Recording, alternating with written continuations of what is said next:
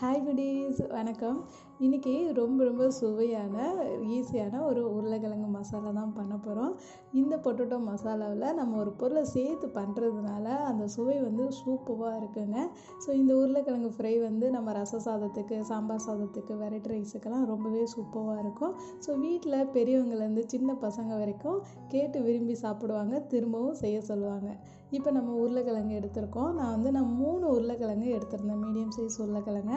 அதை தோலெல்லாம் சீவிட்டு இந்தளவுக்கு சின்ன சின்னதாக கட் பண்ணி எடுத்துக்கலாம். இப்போ தண்ணி நல்லா சூடானதுக்கப்புறம் உருளைக்கிழங்கை சேர்த்துக்கலாங்க. சேர்த்துட்டு நம்ம இந்த உருளைக்கிழங்குக்கு தேவையான உப்பையும் சேர்த்துட்டு நம்ம உருளைக்கிழங்கு பாதி அளவுக்கு தான் வேக வச்சு எடுக்கணும், ரொம்ப நல்லா வேக வச்சிடாதீங்க. ஸோ அதனால் ஒரு 2 கொதி வந்ததுக்கப்புறம் வடிகட்டி தனியாக எடுத்து வச்சுக்கலாம். நம்ம ஒரு சின்ன கடாயில் 1 டீஸ்பூன் அளவுக்கு எண்ணெய் சேர்த்துட்டு இப்போ அந்த மசாலாவை அரைக்கிறதுக்கு நம்ம 1 கையளவுக்கு வேர்க்கடலை தான் சேர்த்துக்கணுங்க. ஸோ இந்த வேர்க்கடலை சேர்க்கும்போது ரொம்ப சுவையாக இருக்கும். இப்போ 1 டீஸ்பூன் அளவுக்கு மல்லி சேர்த்துட்டு 1/2 டீஸ்பூன் அளவுக்கு ஜீரகமும் சேர்த்துக்கலாம். இது எல்லாத்தையுமே ஒரு மிதமான தீயில் நல்லா வறுத்து எடுத்துக்கணும். நான் வறுத்த வேர்க்கடலையாக இருக்கிறதுனால ஸோ லைட்டாக வறுத்தா போதுங்க. இது பச்சை வேர்க்கடலையாக இருந்தால் தனியாக வறுத்துட்டு சேர்த்து நல்லா வறுத்து எடுத்துக்கோங்க. ஸோ அப்போ தான் நல்லா மணமாக இருக்கும். இந்தளவுக்கு தேங்காய் துருவலை சேர்த்துட்டு நல்லா 1 நிமிஷத்துக்கு எல்லாத்தையும் சேர்த்து நல்லா கலந்து எடுத்துக்கலாம். இப்போ நம்ம ஸ்டவ்வை ஆஃப் பண்ணிவிட்டு நல்லா ஆற வச்சுட்டு ஒரு மிக்ஸி ஜாரில் சேர்த்துக்கலாம். இன்னும் இது கூட சில பொருட்கள்லாம் சேர்த்து எடுக்கணும். இதை ஒரு தடவை பொடிச்சு எடுத்துகிட்டு வந்துடலாம். ஸோ பொடிச்சதுக்கப்புறம் நம்ம ஒரு 3 வெள்ளைப்பல் பூண்டை சேர்த்துக்கலாம். காரத்துக்கு நல்லா 1 டீஸ்பூன் அளவுக்கு மிளகாய்த்தூள் சேர்த்துக்கலாங்க, தனி மிளகாய்த்தூள்.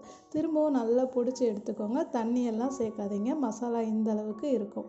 இப்போ அதே கடாயில் நம்ம ஒரு 2 டேபிள் ஸ்பூன் அளவுக்கு எண்ணெய் விட்டுக்கலாம். எண்ணெய் நல்லா சூடாகட்டும். சூடானதுக்கப்புறம் கொஞ்சமாக கடுகு சேர்த்துக்கலாம்.